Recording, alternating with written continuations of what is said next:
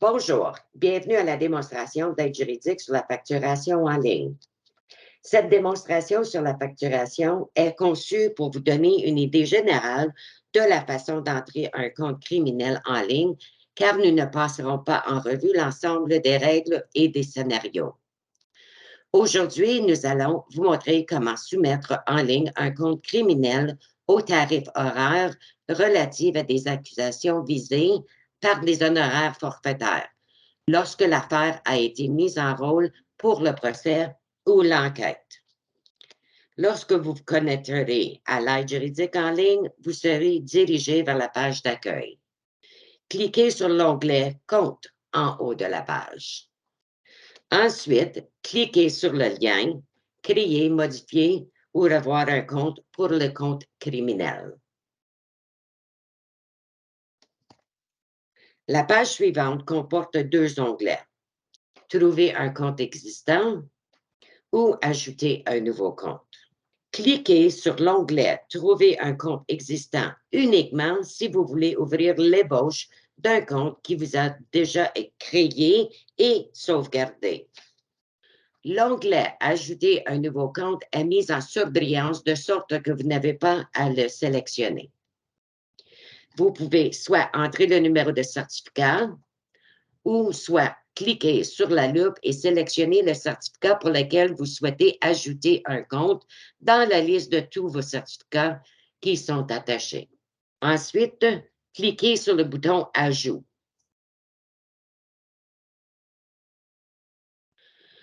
Notez qu'il peut avoir un court délai car le système doit télécharger votre compte.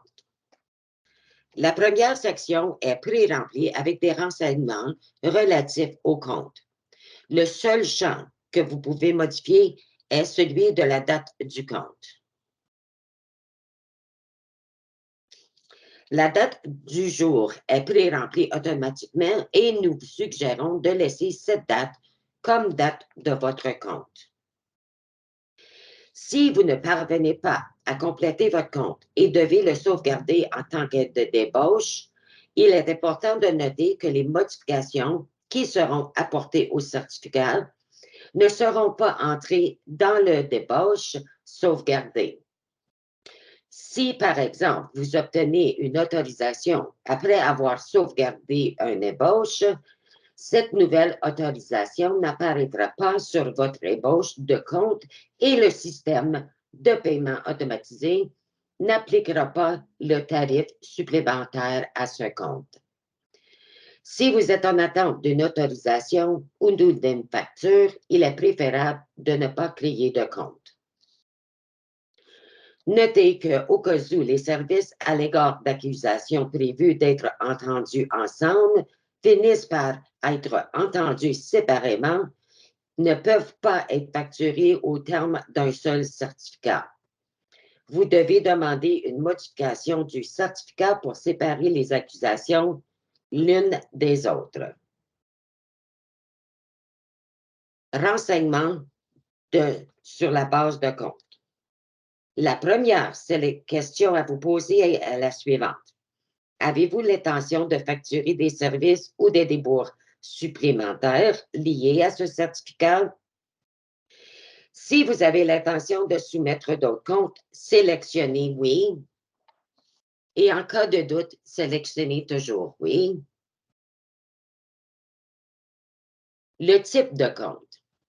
Si vous avez répondu « Oui » à la question posée ci-dessus et si vous avez l'intention de facturer des comptes supplémentaires, vous devriez alors sélectionner « Compte provisoire ». Si vous avez répondu non à la question posée ci-dessus, vous devriez alors sélectionner le compte final.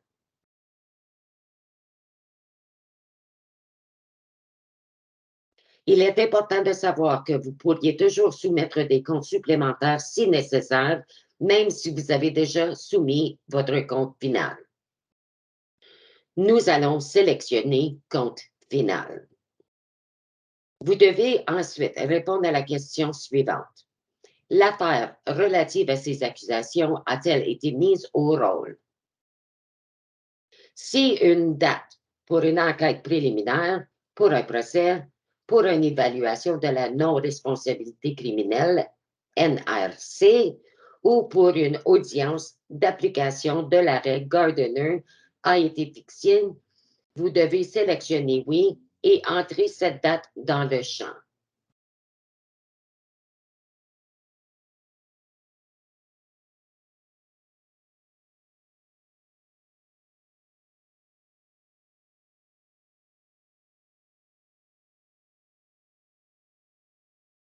Si la date pour l'enquête préliminaire, le procès, l'évaluation de la non-responsabilité criminelle NRC,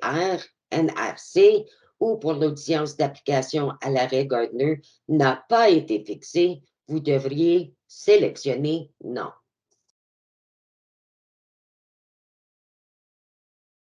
Il est important de noter que même si le procès n'a pas eu lieu, par exemple, si le client appelait des coupables avant le début du procès, vous devez quand même indiquer que l'affaire a été mise au rôle pour le procès et facturer le compte au tarif horaire et non au moyen d'honoraires forfaitaires. Pour cette démonstration, nous allons sélectionner oui et une fois que vous auriez fait ça, le message suivant sera affiché.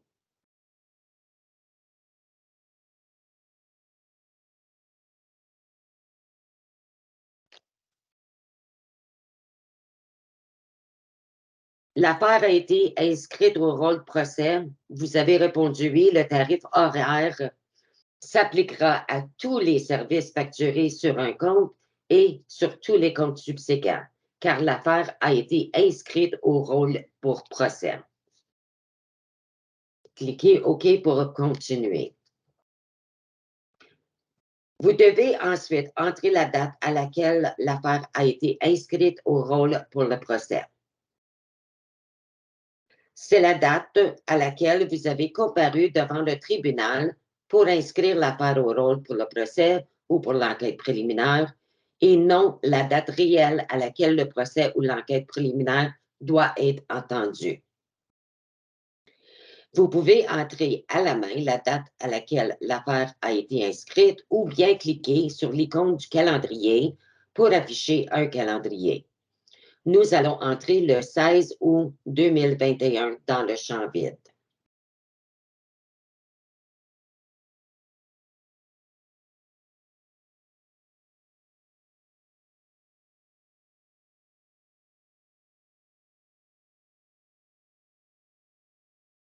Notez que cette question n'apparaîtra pas sur les certificats autorisant, autorisant des accusations ou des procédures exclues, car tous les services en regard d'accusation et de procédures inscrites sur un certificat qui n'est pas admissible aux honoraires forfaitaires seront payés au tarif horaire.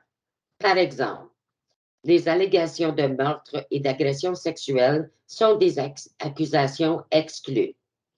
Les procédures aussi visées par la loi sur le système de la justice pénale pour les adolescents et les appels sont des procédures exclues. Le site web L'aide juridique de l'Ontario contient une liste complète des accusations et des procédures exclues. Date de début de service. La date que vous allez entrer ici devrait être la date du premier service que vous allez facturer à ce compte. Cette date devrait correspondre à la date du premier service inscrit au bordereau que vous allez joindre à votre compte. Vous pouvez entrer la date à la main ou cliquer encore sur l'icône du calendrier pour afficher le calendrier.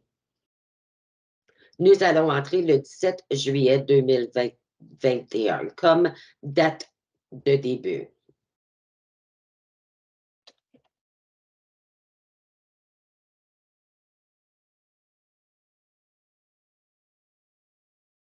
Si vous cliquez sur le point d'interrogation, une fenêtre apparaîtra avec des informations et des instructions concernant ce champ en particulier.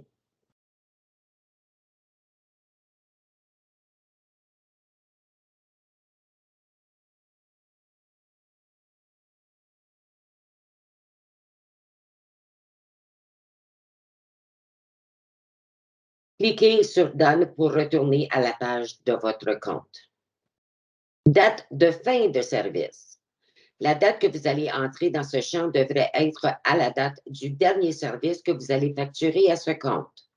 Cette date devrait correspondre à la date du dernier service inscrit au bordereau que vous allez joindre à votre compte.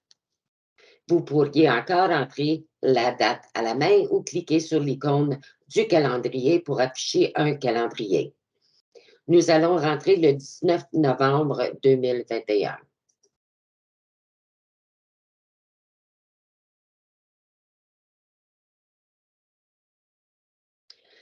Détermination du tarif maximal applicable, honoraire, forfaitaire, tarif horaire. Cette section sert uniquement à établir le maximum du tarif, c'est-à-dire le nombre d'heures que vous pouvez facturer sans demander une augmentation discrétionnaire. Elle ne sert pas à enregistrer tous les services fournis. Même si il se peut que vous avez travaillé relativement à d'autres accusations figurant sur cette facture ou que vous les ayez réglées, vous devez inscrire seulement l'accusation la plus grave de chaque groupe d'accusations ayant été traité séparément. Les débours de cette section doivent être facturés conformément au manuel du tarif et de la facturation. Un directeur général doit autoriser les déplacements avant que l'avocat puisse facturer ses frais de déplacement. Si le certificat autorise des services pour plus d'une accusation, celles-ci ont, elles, été instruites séparément. Notez que si vous essayez de cliquer sur le bouton « Oui », la sélection ne changerait pas car les accusations de ce certificat sont admissibles aux honoraires forfaitaires. Si vous voulez facturer les accusations séparément, vous devez obtenir un nouveau certificat. Vous pouvez désormais demander un nouveau certificat au moyen de l'aide juridique et en ligne au lieu d'appeler le centre de service à la clientèle. Pour les certificats délivrés pour des accusations exclues, vous pourriez sélectionner « Oui » et facturer les accusations qui ont été traitées séparément sur le certificat exclu.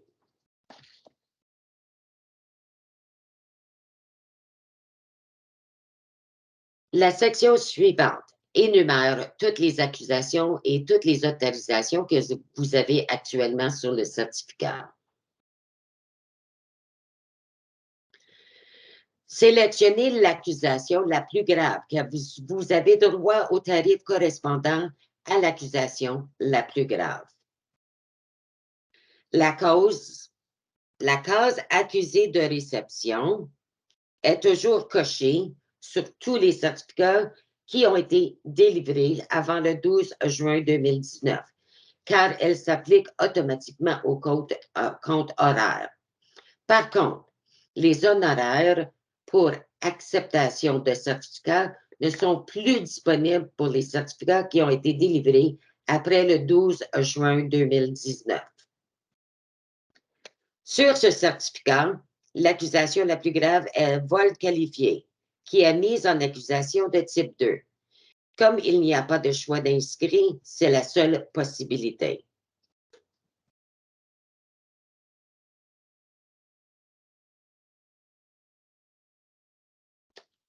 Pour les infractions mixtes, sélectionnez le type d'infraction en fonction de la façon dont la couronne a choisi de procéder.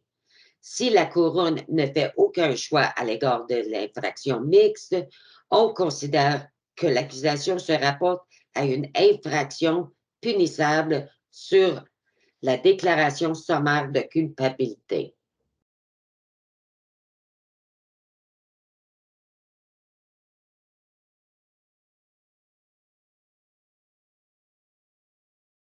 Pour cette démonstration, nous allons supposer qu'il y a eu une audience préliminaire de 3 jours suivie d'un procès contesté devant le cour supérieur qui a duré 5 jours. Nous allons aussi supposer qu'il y a eu un total de 5 heures de temps de présence en cours par jour. Dans le champ plaidoyer-résultat, il y a un certain nombre de choix qui sont tous payés selon le tarif horaire. Aucun plaidoyer inscrit, contester plus de 10 jours de procès, contester 10 jours de procès ou moins, plaidoyer de culpabilité, retrait d'une accusation ou plus. Puisqu'il y a eu un total de 8 jours de présence en cours, nous choisirons contester 10 jours de procès ou moins. Il est important de se rappeler certaines règles clés lors de la facturation de la présence en cours. Les heures de présence en cours ne peuvent être facturées que lorsque vous êtes en cours pour produire des preuves, présenter des observations, assister à un jugement, à une décision ou prononcer de la peine et attendre qu'un jury achève les délibérations. Il est important aussi de se rappeler que lorsque vous facturez un procès contesté de procédure sommaire, vous ne pouvez pas entrer les heures en cours pour le premier jour du procès. Les motions préparatoires sont incluses dans la définition du temps de présence. Les ajournements, même s'ils ont été contestés, ne sont pas facturables comme temps de présence en cours. Le temps d'attente passé en cours ne le sont pas inclus non plus.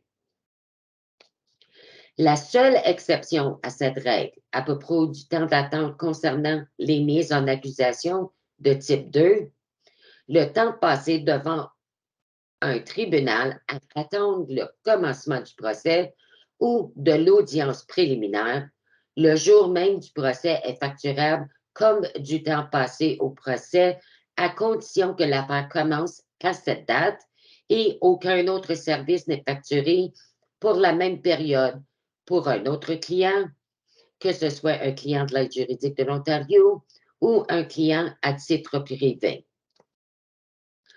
Un procès pénal contesté est une procédure judiciaire au cours de laquelle l'accusé a plaidé non coupable et que la couronne présente des preuves pour prouver.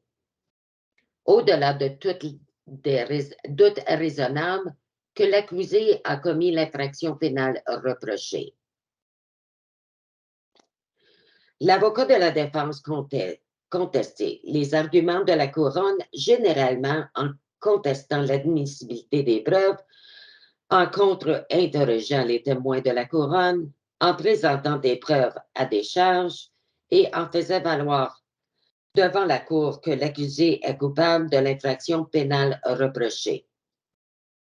Si un accusé plaide coupable après avoir traduit devant un tribunal le jour du procès, l'affaire n'est pas contestée, mais constitue un plaidoyer de culpabilité.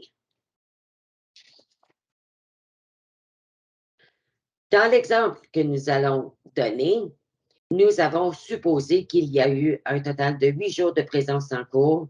Nous allons maintenant entrer le nombre de jours d'instances additionnelles dans ce champ. Vous devez entrer dans ce champ le nombre total de jours après le premier jour. Par conséquent, nous allons entrer 7, car il y a eu 16 jours supplémentaires après le premier jour.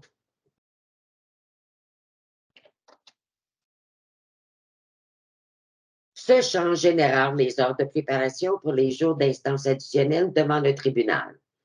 La préparation pour la présence au premier jour de procès contesté est inclue dans le tarif de base de 15 heures. C'est la raison pour laquelle seuls les jours d'instance additionnelle doivent être entrés. Si le compte avait été soumis comme un compte provisoire et que le compte soumis ensuite comprenait des jours d'instance additionnelle, chaque jour d'instance additionnelle serait alors entré, car il ne peut y avoir qu'un seul premier jour d'audience. N'oubliez pas de ne pas entrer un total cumulé. mais uniquement le nombre de jours d'audience couvrant la période de compte provisoire supplémentaire. Dans le champ heures en cours, nous allons entrer 40 heures, car il y a eu 5 jours de présence pour 5 heures de présence pour chacun des 8 jours d'audience.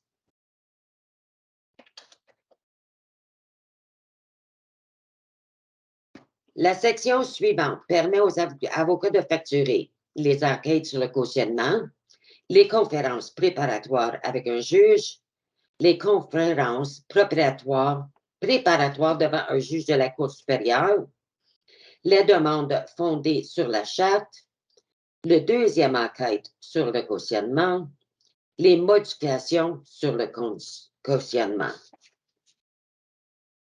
Pour cet exemple, nous allons supposer qu'il y a eu une audience pour l'enquête de mise en liberté sous caution, une conférence préparatoire devant un juge de la Cour de la justice de l'Ontario et une conférence préparatoire devant la juge de la Cour supérieure. Nous allons entrer le chiffre 1 dans chacune de ces cases.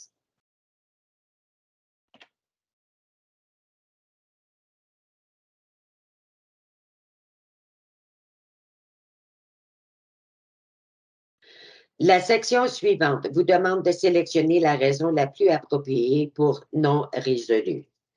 Puisque nous avons déjà sélectionné et contesté 10 jours de procès ou moins, nous ne pouvons plus rien sélectionner ici. Si l'affaire n'avait pas été résolue, il faudrait alors sélectionner la raison la plus appropriée de cette absence de règlement.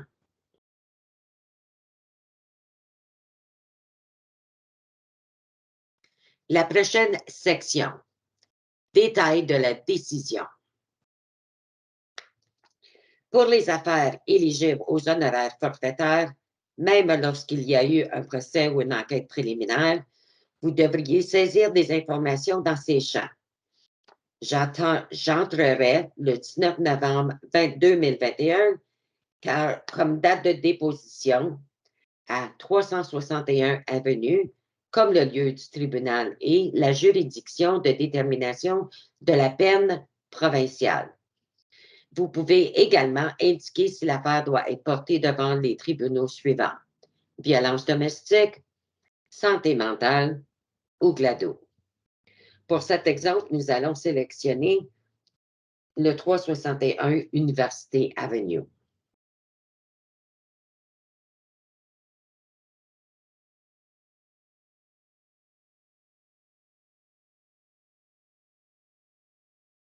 Et la peine provinciale, c'est ici que vous indiquez si ça va devant les autres tribunaux.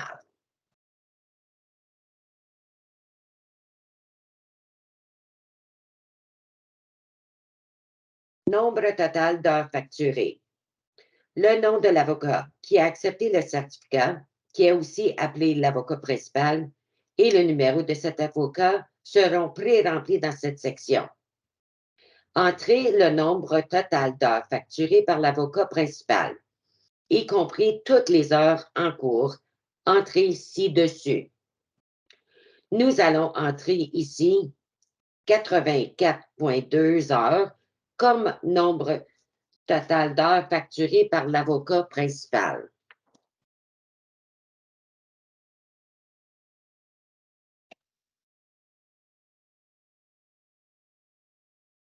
Cliquez sur la ligne plus pour ajouter une autre ligne pour les fournisseurs des services supplémentaires, notamment les avocats qui ont agi à titre de mandataire, les stagiaires en droit et les auxiliaires juridiques.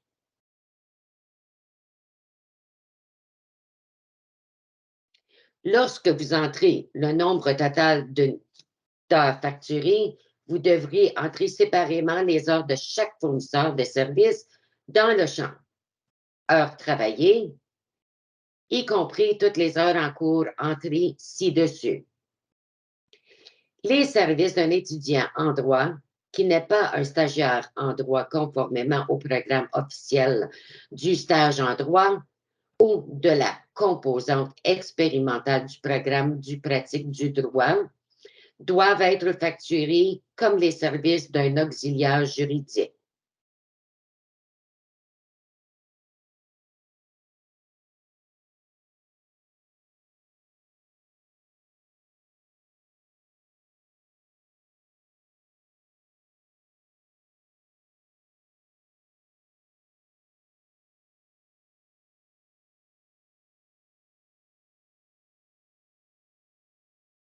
Alors, pour les étudiants, vous allez taper Student.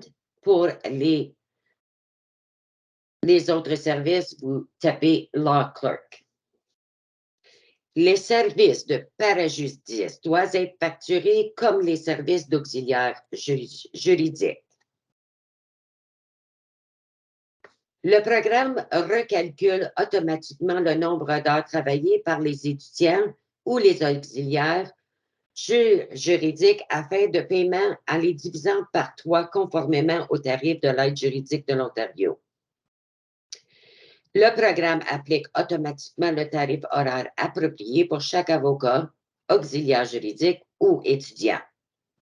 Calcule les honoraires facturés et ajoute la TVH.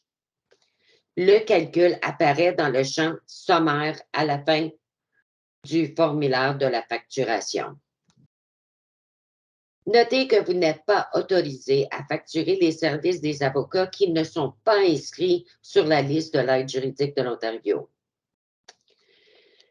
Nous allons entrer ici 7,5 heures, 7h30, le nombre total facturé pour l'étudiant.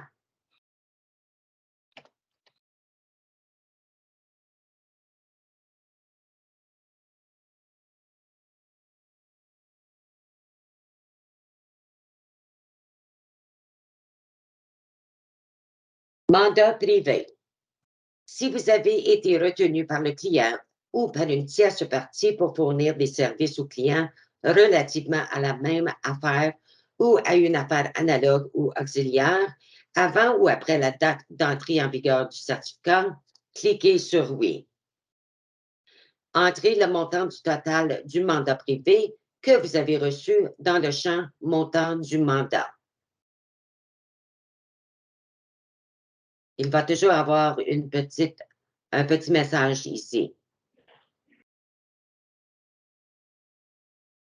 C'est ici que vous rentrez le montant du mandat privé. Si les services ont été fournis bénévolement, inscrivez 0 dans le champ.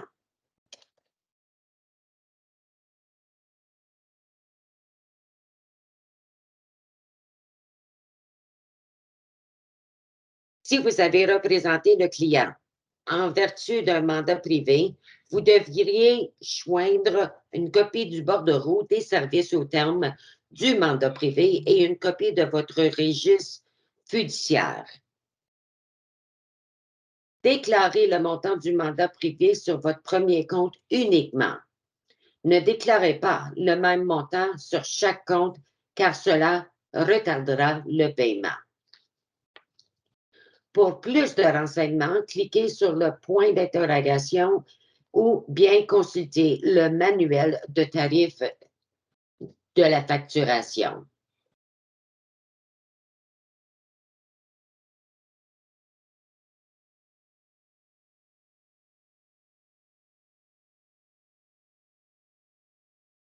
Le champ suivant énonce « Je représente également ce client au titre d'un autre certificat ».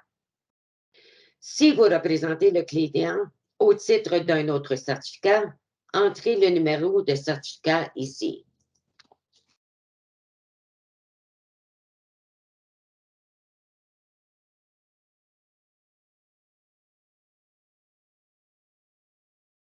Si vous ne représentez pas le client à un titre d'un autre certificat, laissez le champ vide.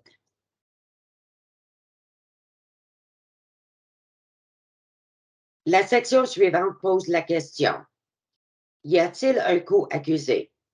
Il y a 2 boutons, un pour le oui et l'autre pour le non. Le bouton non est présélectionné. S'il n'y a pas eu de co-accusé, Passez à la question suivante. S'il y a eu un co-accusé dans cette affaire, cliquez sur le bouton Oui et un champ s'ouvrira vous permettant d'inscrire le nom du co-accusé.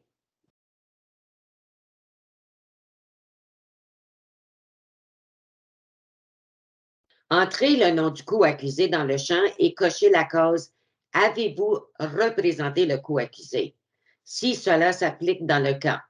Nous allons entrer le nom John Smith comme nom du co-accusé.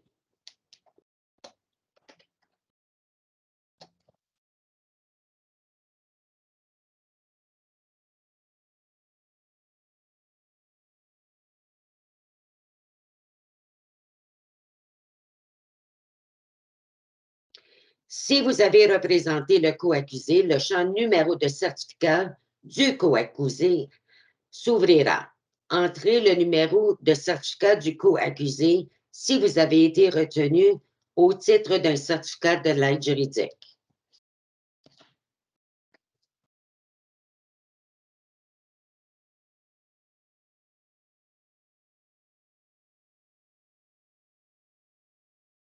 Cliquez sur la ligne « Plus » pour entrer un co-accusé supplémentaire. C'est la même procédure qu'au-dessus.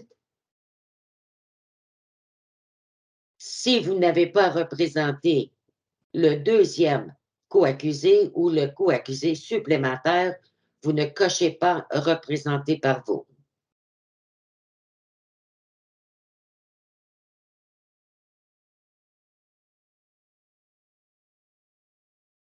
Nous sommes rendus à la section « Débours spéciaux ». Les débours spéciaux sont les débours qui exigent une autorisation d'aide juridique Ontario avant que les dépenses ne soient engagées. En cas de doute sur la nécessité d'une autorisation, consultez le guide des débours. La première section est liée aux débours spéciaux précédents. Si vous cliquez ici, le système affichera tous les débours spéciaux qui ont été autorisés auparavant par l'aide juridique.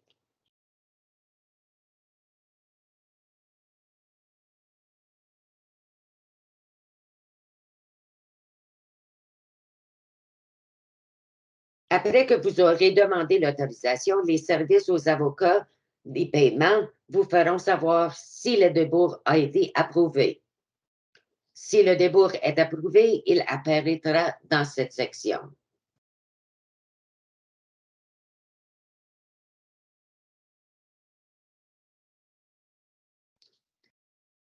Ne facturez pas au-delà de la quantité, du taux ou du montant autorisé, car cela empêchera le paiement automatique du compte et entraînera le retard du paiement. Si vous avez besoin d'une augmentation du montant préautorisé, veuillez faire une demande par écrit auprès des services aux avocats et paiements avant de procéder à la facturation. Il est important de ne pas inclure les taxes lorsque vous entrez le montant du compte en ligne, car le système est programmé pour ajouter les taxes automatiquement.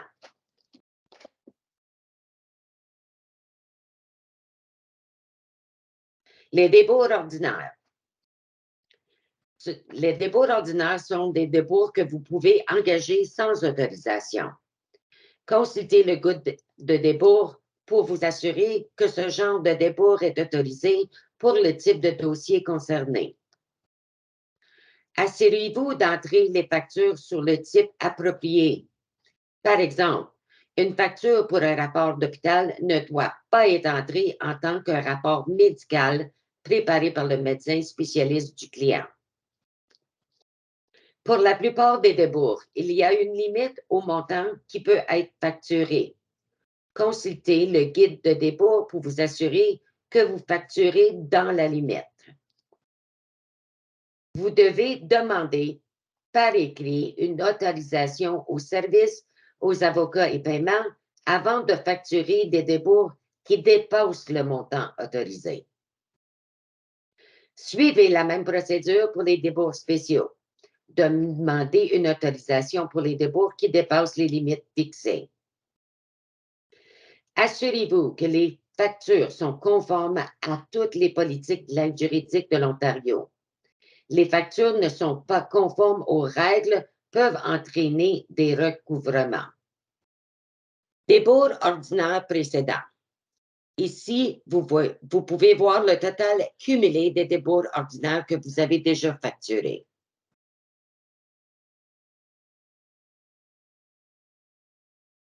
Un rapport d'hôpital, vous pouvez voir ici qu'auparavant, un compte provisoire a été soumis pour un rapport d'hôpital.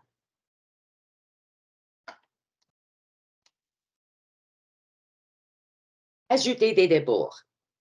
Cliquez sur le lien « Ajouter un débours » pour faire apparaître la liste des débours possibles.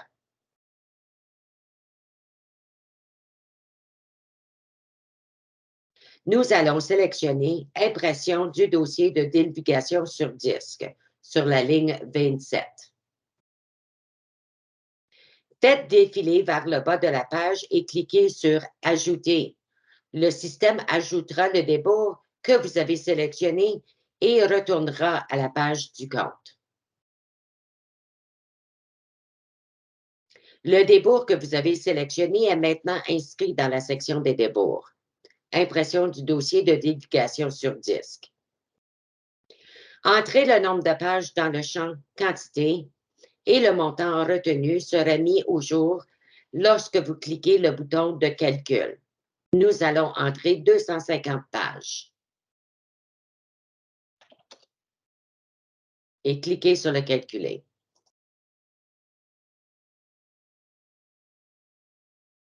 Bien que vous ne soyez pas tenu de joindre au compte toutes les factures de débours, vous devez les conserver et les produire sur demande.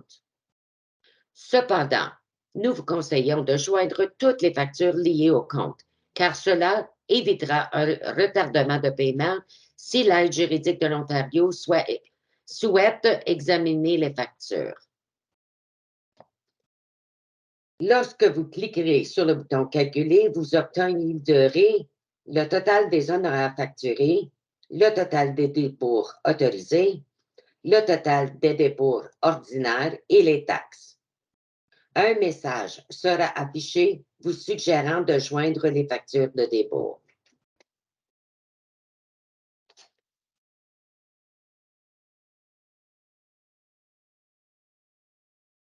Si vous demandez une augmentation discrétionnaire, assurez-vous de cliquer sur « Oui » si vous voulez demander une augmentation discrétionnaire. Autrement, le système paiera jusqu'au tarif maximal disponible et le solde du compte ne sera pas examiné par notre personnel.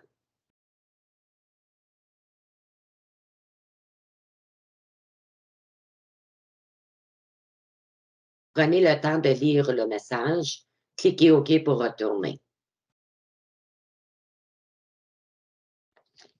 Le système vous oblige à entrer un commentaire dans le champ de commentaires. Cependant, ce champ ne doit pas être utilisé pour saisir tous les détails et toute la raison d'une demande d'augmentation discrétionnaire. Un formulaire de demande d'augmentation discrétionnaire doit être joint au compte. Un tel formulaire peut être trouvé sur le site externe de l'aide juridique de l'Ontario à la page « Catalogue des formulaires ». Étant donné que le système nécessite un commentaire dans ce champ, je vais écrire un message « Veuillez voir la demande de discrétion ci-jointe ».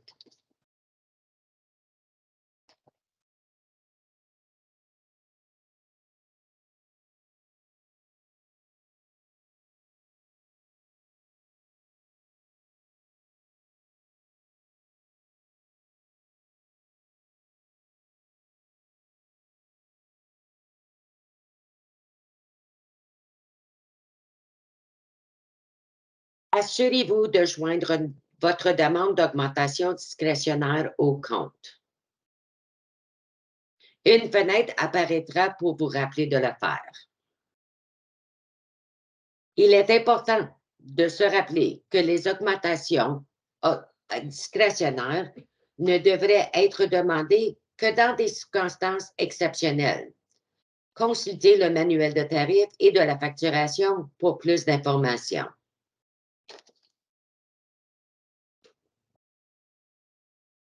Pièces jointes. Si vous facturez au tarif horaire, vous devez joindre les bordereaux à tous les comptes que vous transmettez en ligne. Sélectionnez d'abord le type approprié de pièces jointes de la liste déroulante. Dans le cas présent, je vais sélectionner bordereau. Ensuite, cliquez sur la trombone. Cela ouvrira une nouvelle fenêtre qui vous permettra de parcourir la liste des fichiers de votre ordinateur. Cliquez sur le bouton du navigateur pour faire apparaître la liste de vos fichiers.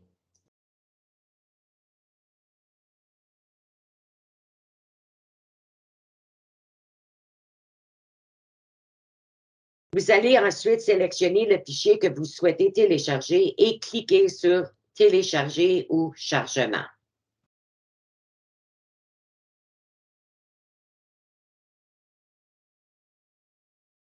Soumission du compte.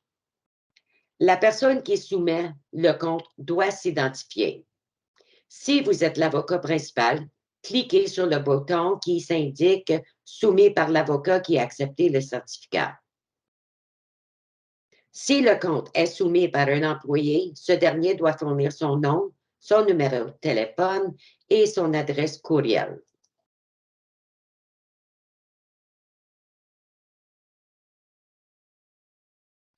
Notez que c'est la responsabilité de l'avocat principal de vérifier le compte et les pièces jointes avant que le compte soit soumis en ligne. Une fenêtre vous rappelle de cette obligation lorsque vous cliquez sur « Télécharger »,« Transmettre » ou « Transférer ». Si le compte n'a pas été revu par l'avocat principal, il peut être sauvegardé en tant qu'ébauche en attendant d'être revu par l'avocat principal. C'est ici que prend fin la démonstration sur la facturation des accusations admissibles aux honoraires forfaitaires facturés selon le tarif horaire lorsque l'affaire a été mise au rôle pour une enquête préliminaire ou un procès. Merci beaucoup. Espérons que cette démonstration sur la facturation vous a été utile.